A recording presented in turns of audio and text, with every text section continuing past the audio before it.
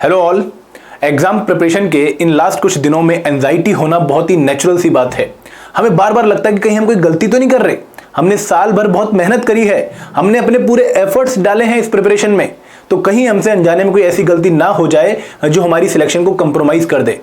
दोस्तों, मेरा नाम है कुलदीप पाठक और मैं इस वीडियो में आपको बताऊंगा कि कुछ ब्लंडर्स जो आपको अवॉइड करने हैं while doing your last month preparation. मैं आशा करता हूं कि आप लोगों ने हमारे YouTube चैनल को सब्सक्राइब कर लिया होगा और हमारे टेलीग्राम ग्रुप को भी ज्वाइन कर लिया होगा। हमारे टेलीग्राम ग्रुप का लिंक नीचे डिस्क्रिप्शन बॉक्स में दिया गया है।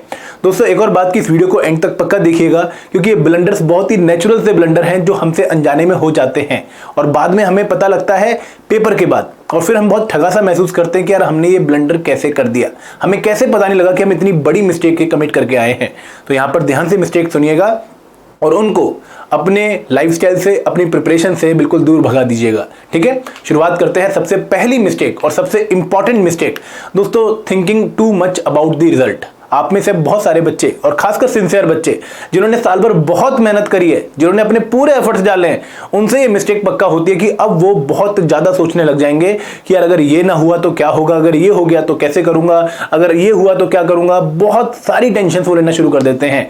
तो thinking too much about the result is one of the biggest mistake, क्योंकि दोस्तों इसे किसी का भला तो होना नहीं है लेकिन नुकसान पक्का हो जाएगा। अब ये थिंकिंग किस तरीके की हो सकती है कि यार पेपर कैसा आएगा, अगर इस बार भी पेपर बहुत टफ आ गया तो मैं क्या करूंगा।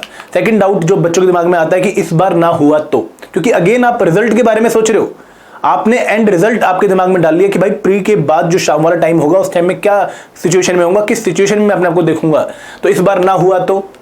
या फिर एक और डाउट जो बहुत सारे बच्चों के दिमाग में आता है कि पढ़े हुए में से ना आया तो मैं क्या करूंगा, मैंने तो ये सोर्स फॉलो किया है और अगर किसी और सोर्स से पेपर आ गया तो मेरा क्या होगा वहां पर। एक और डाउट जो आप में से काफी सिंसियर बच्चों को आने वाला है वो ये कि कितने क्वेश्चन मैं अटेम्प्ट करूं, मैंने तो बहुत अच्छी पढ़ाई करी है, क्या मुझे 80 प्लस करने चाहिए या मुझे 90 प्लस करने चाहिए। और कुछ बच्चे ऐसे भी होंगे जो ये सोचेंगे कि HP GK का पेपर अगर बहुत टफ आ गया तो मैं कैसे मैनेज करूंगा। ठीक है, और एक और बात, एक और डाउट जो आप में से काफी बच्चों के दिमाग में रहता है कि प्री क्लियर हो भी गया तो मेंस का मैं क्या करूंगा। दोस्तों, अभी देखो प्री का पेपर हुआ नहीं है लेकिन आप एंड रिजल्ट के बारे में सोचे जा रहे हो कि अगर ये हुआ तो क्या होगा, वो हुआ तो क्या होगा। तो ये आपके पूरे जो तैयारी का जो पूरा साइकिल है ना अगले कुछ महीनों का, ये बिल्कुल खराब करने वाला है। क्योंकि हमें हमेशा अपने प्रोसेस को एंजॉय करना चाहिए। ये जो प्रोसेस है ना अगले 2 महीने का, और आपने साल भर पूरा प्रोसेस फॉलो किया है, आपने शेड्यूल के साथ तैयारी करी है, तो अगले 2 महीने भी आप सिर्फ अपनी तैयारी पे ध्यान दो। आप एंड रिजल्ट के बारे में मत सोचो। अगर आपकी तैयारी अच्छी होगी, अगर आपका प्रोसेस अच्छा होगा तो आपका रिजल्ट ऑटोमेटिकली अच्छा होगा। देखिए, आप एक एग्जांपल लेके चलिए कि अगर मान लो आप एक घर बना रहे हैं, अगर आपने हर स्टेप ईंटें लगाने का, सीमेंट लगाने का, उसके बाद उस पर दरवाजे लगाने का, पुताई करवाने का, अगर हर एक स्टेप ढंग से फॉलो किया है तो ऑटोमेटिकली आपका एंड रिजल्ट, आपका जो घर है वो बहुत अच्छा बनेगा। ये चीज आपकी प्रिपरेशन पे भी अप्लाई होती है कि अगर आपने नोट्स बनाए हैं, आपने रिवाइज किया है, आपने पूरा सिलेबस कवर किया है, आपने मॉक टेस्ट दिए हैं, तो दोस्तों रिजल्ट क्यों अच्छा नहीं आएगा। और कोई रिक्वायरमेंट है ही नहीं रिजल्ट अच्छा आने की, यही बेसिक रिक्वायरमेंट है जो आप फुलफिल कर चुके हैं। तो एंड रिजल्ट के बारे में मत सोचिए, जो प्रोसेस है अगले 2 महीनों का, जो उनमें इंपॉर्टेंट चीजें आपको करनी है वो करके जाइए, रिजल्ट आपका ऑटोमेटिकली पॉजिटिव आएगा। ठीक है, क्योंकि अगर हम 100% कमिट कर दें हमारे प्रोसेस पे, ये बहुत इंपॉर्टेंट बात है दोस्तों, तो आपका रिजल्ट ऑटोमेटिकली अच्छा आने वाला है। ये आपको बहुत इंपॉर्टेंट बात ध्यान में रखनी है। सेकंड मिस्टेक कि हम लोग ना जो हमने कवर नहीं किया है पोर्शन, उसकी बहुत ज्यादा टेंशन लेते हैं और ये नहीं सोचते कि भाई पिछले कुछ दिनों में या पिछले कुछ महीनों में हम बहुत ज्यादा पोर्शन कवर भी करके आ चुके हैं। हम हमेशा सोचते हैं कि यार अभी पॉलिटी के 3 चैप्टर बचे हैं, अभी हिमाचल जीके में मेरा कल्चर वाला पोर्शन बचा है, अभी मेरा वो बचा है, अभी मेरा वो बचा है। बहुत सारी टेंशन हम लेते रहते हैं। लेकिन दोस्तों अगेन खुद को एक पॉजिटिव डायरेक्शन भी दो कि भाई तू बहुत पोर्शन कवर कर भी चुका है। अगर तेरे को 20% पोर्शन और कवर करना है तो तेरा 80% पोर्शन तैयार है, प्रिपेयर्ड है, तो उससे भी अगर अच्छी तरह रिवाइज करके जाएगा तो भी तेरी सिलेक्शन हो जाएगी। हमेशा याद रखिए कि हमेशा ये गैप बना रहेगा आपके फ्यूचर आइडियल प्रिपरेशन में और आपकी करंट प्रिपरेशन में, एक गैप हमेशा रहेगा। आप अगर नेक्स्ट लेवल पे जाओगे, अगर आपने सिलेबस कवर कंप्लीट कर भी लिया तो भी आपका नेक्स्ट एम क्या हो जाएगा कि अब मुझे सारा रिवाइज करना है। आप एक बार रिवाइज कर लोगे, फिर नेक्स्ट एम क्या हो जाएगा कि मुझे 2 बार रिवाइज करना है। तो ये जो आइडियल चीज है ना प्रिपरेशन की, ये हमेशा हमें एक अचीव करने वाली चीज दिखेगी, ना कि अचीव हुई हुई चीज दिखेगी। तो आपको ये मान के चलना है कि जो आपका कवर्ड पोर्शन है वो आपकी मुट्ठी में होना चाहिए। बहुत जरूरी है ये। और जो अनकवर्ड पोर्शन है उसके लिए प्लान बनाओ, उसके लिए पूरी प्रोसेस बना लो कि हाँ मुझे अगले कुछ टाइम में इस तरीके से नया पोर्शन कवर करना है, अनकवर्ड पोर्शन कवर करना है। और वो भी डिपेंड करेगा कि आपके पास कितना टाइम है। अगर आपके पास 2 महीने हैं, जैसे कि अब 2 महीने हैं आपके पास, तो इसमें 1 महीना आप अनकवर्ड पोर्शन कवर करने पे लगाओ, लेकिन उसके साथ साथ पुराने कवर्ड पोर्शन की रिवीजन करना मत भूलिएगा, क्योंकि वो बहुत जरूरी है। क्योंकि अगर आपने वो रिवाइज नहीं किया तो आपका सब कुछ बेकार है। तो पुराने वाले की रिवीजन के साथ नया पोर्शन कवर करना है, लेकिन जस्ट 1 महीने और उसके बाद नहीं। 1 महीने जब एग्जाम के लिए रह जाएंगे तब आपको नया कुछ भी कवर नहीं करना है। आपको सिर्फ और सिर्फ जो आपने पुराना पढ़ा हुआ है वही आपने रिवाइज करना है। यही मैं बोलने वाला हूं हमारा third mistake, not revising and consolidating the content we have covered so far. दोस्तों होता क्या है कि आप में बहुत सारे बच्चे, जनरली पहले 2 अटेम्प्ट्स में मेरे साथ भी ऐसा ही हुआ, हमारी एक टेंडेंसी रहती है कि ये भी कवर कर ले, वो भी कवर कर ले, क्या पता इससे आ जाए, क्या पता उससे आ जाए। ये बहुत एक टेंडेंसी रहती है जब हम थोड़ा सा इमैच्योर तरीके से तैयारी करते हैं। लेकिन अगर हम एग्जाम का पैटर्न देखें, अगर हम PYQs देखें, तो हमें पता है कि देखो स्टैंडर्ड सोर्सेज अगर हमने अच्छे से कवर कर रखे हैं, इनको बार बार रिवाइज कर रखा है, कुछ इंपॉर्टेंट फैक्ट्स हमारी टिप्स पे हैं, तो पेपर में 60 से 65 क्वेश्चन हमारे कहीं नहीं गए। ठीक है, तो अगर आप लोग अपनी सिलेक्शन को देखो, प्रीलिम्स में ऐसा तो नहीं कि आप अगर 190 स्कोर करोगे तभी आपकी सिलेक्शन होगी। आपको 115 120 नंबर स्कोर करने हैं अपनी सिलेक्शन गारंटी करने के लिए, तो उसी हिसाब से स्मार्ट प्रिपरेशन करो। आपको पूरा कवर नहीं करना है, आपको जितना भी कवर करना है वो बहुत अच्छे तरीके से प्रिपेयर करना है, वो आपकी चीजें टिप्स पे होनी चाहिए। तो यहां पर कोशिश ये करिए कि जो भी आपने कवर कर लिया है वो आपकी मुट्ठी से ना जाए। अगर मान लो आपने प्रेसिडेंट ऑफ इंडिया कवर कर लिया तो उसका क्वेश्चन आपसे गलत ना हो पेपर में, ये आपने पक्का इंश्योर करना है। तो अब जब लास्ट मोमेंट बची है तो मेजॉरिटी जो आपका डे वाइज स्टडी प्लान है वो डिवोट होना चाहिए रिवीजन पे।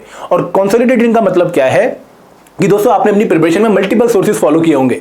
किसी ने हिमाचल जीके की बलोखरा फॉलो करी होगी, किसी ने दर्पण फॉलो करी होगी, किसी ने कुछ आर्टिकल किसी वेबसाइट से फॉलो किया होगा, किसी ने गवर्नमेंट का कोई सोर्स फॉलो किया होगा। अब टाइम आ चुका है कि उन सब चीजों को इकट्ठा करना शुरू कर दो। क्यों? क्योंकि जब लास्ट मिनट पे आप रिवीजन करने बैठोगे और आपका एक पर्टिकुलर सब्जेक्ट का ही टेबल पे बहुत सारा सामान होगा तो साइकोलॉजिकल प्रेशर आप झेल नहीं पाओगे।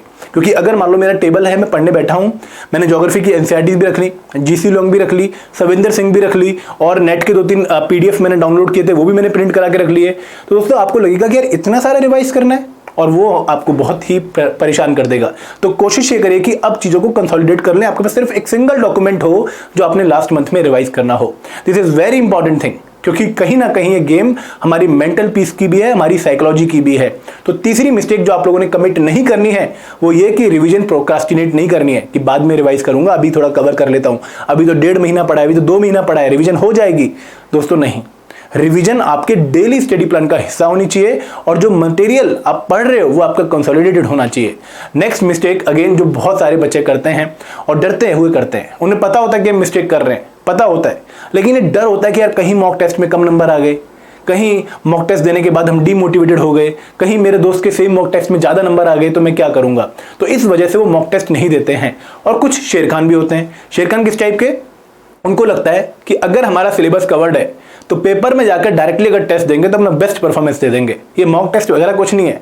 लेकिन दोस्तों बहुत मुंह की खानी पड़ती है। मैं आपको बहुत प्रैक्टिकल एग्जांपल बता दूंगा। मैंने बहुत सारे बच्चे ऐसे देखे हैं जो बिना मॉक टेस्ट दिए, जिनकी स्टेटमेंट ये होती है कि मॉक टेस्ट से कुछ नहीं होने वाला, अगर तूने पढ़ा हुआ है तो पेपर में भी अप्लाई कर देगा। लेकिन पेपर में जब निकल के आते हैं तो चेहरे ऐसे सूजे होते हैं कि बहुत परेशान होते हैं। तो याद रखिए कि मॉक टेस्ट देने हैं। अगर आप मॉक टेस्ट नहीं दे रहे हो तो आप बहुत बड़ा ब्लंडर कर रहे हो, क्योंकि मैंने आपको हमेशा बताया कि मॉक टेस्ट के बहुत सारे फायदे हैं। रिवीजन है, ठीक है, इवैल्यूएशन है, वीक एरिया स्ट्रॉन्ग एरिया पता लगते हैं, लेकिन एक सबसे बड़ा फायदा जो मॉक टेस्ट का एक अलग से है वो ये है कि आप लोगों को पता लगता है कि पेपर का लेवल क्या है।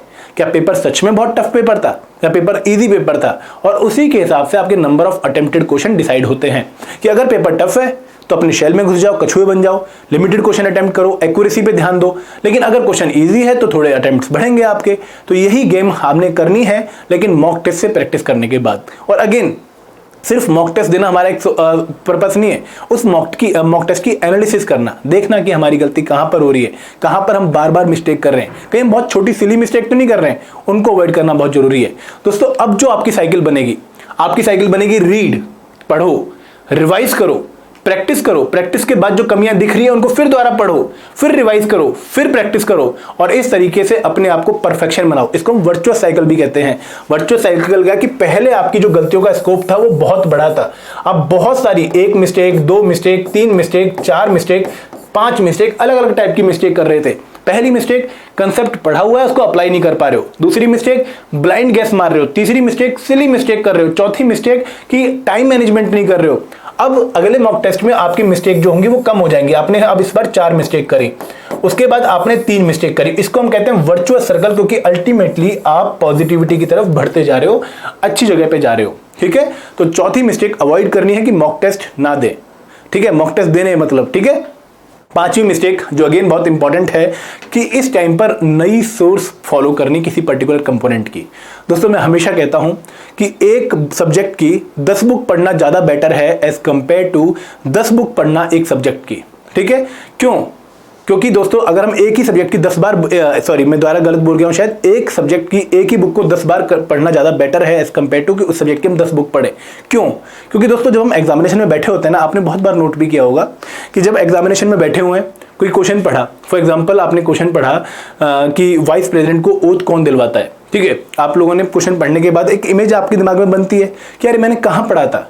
तो अगर आपने एक ही सोर्स 10 बार पढ़ा होगा तो वो इमेज लक्ष्मीकांत के उस पर्टिकुलर चैप्टर की क्लियरली आपके दिमाग में बन जाएगी कि भाई वाइस प्रेसिडेंट को ओथ ये दिलवाता है।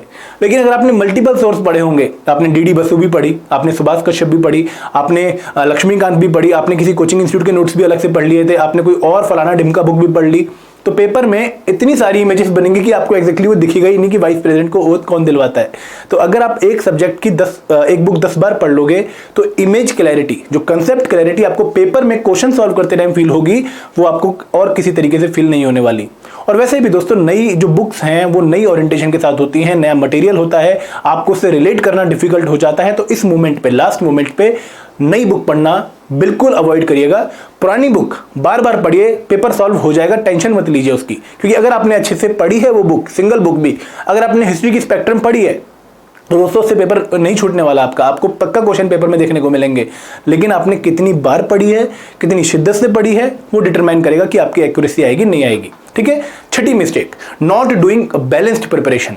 दोस्तों इस मोमेंट पे होता क्या है कि हम बहुत एक होता है ना एक सिंसियर मैनर में without looking here and there तैयारी कर रहे होते हैं, लेकिन कई बार हम अपना स्टडी प्लान इतना टाइट या इतना डिफरेंट बना लेते हैं कि हम कुछ कंपोनेंट्स को ऑटोमेटिकली मिस कर जाते हैं।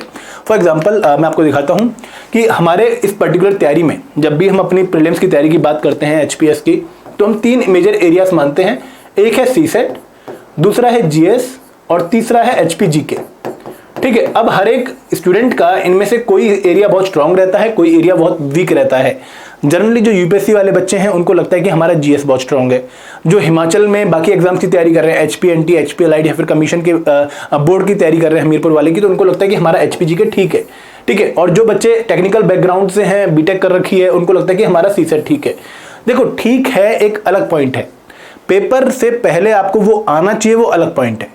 ठीक है, तो आप एक पर्टिकुलर लेवल के हिसाब से सोच रहे हो कि आप अपनी 10th + 2 के लेवल के हिसाब से सोच रहे हो कि आपका सीसेट अच्छा था।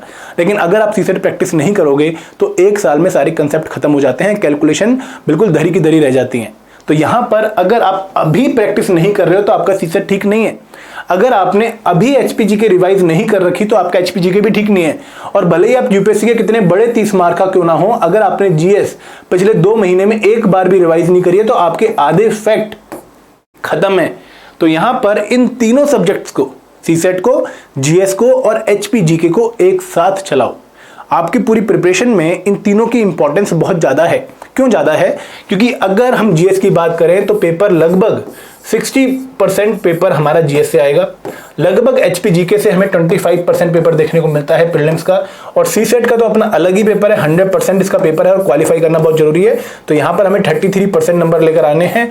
तो इनमें से हर एक सब्जेक्ट पे हमें थोड़ी इक्वल वेटेज देनी पड़ेगी।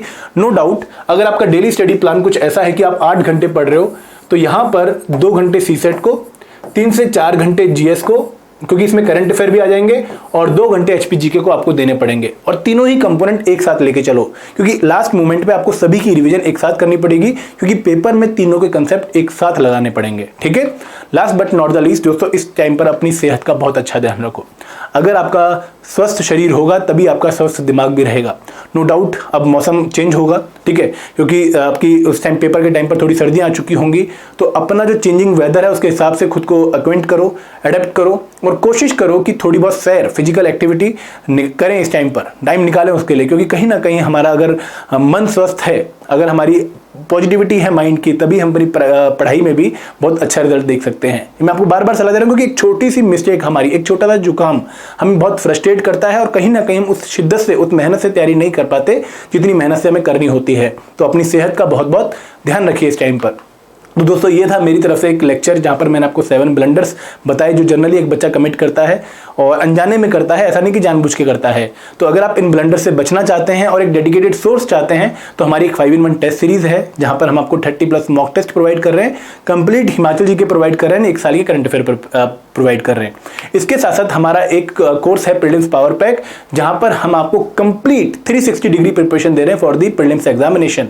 आप इसको फॉलो कर सकते हो। जो प्रीलिम्स 5-in-1 टेस्ट सीरीज है ये 800 रुपीज़ की है, ओरिजिनल प्राइस 2400 था, but we are giving you 1 time offer, तो आप इसको देख सकते हो। और जो प्रीलिम्स पावर पैक है वो 8000 का था, लेकिन आप लोगों के लिए 2400 का है। काफ़ी बच्चे एनरोल कर चुके हैं, मैं रिक्वेस्ट करूंगा कि आप भी एक बार इसको पक्का ट्राई करें।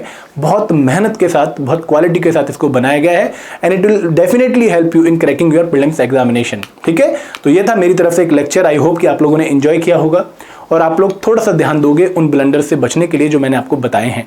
अगर कोई भी डाउट है, क्वेरी है, तो प्लीज़ कॉल करिएगा 8146207241 पर या एक मेल ड्रॉप कर दीजिए hello@edutap.co.in पर।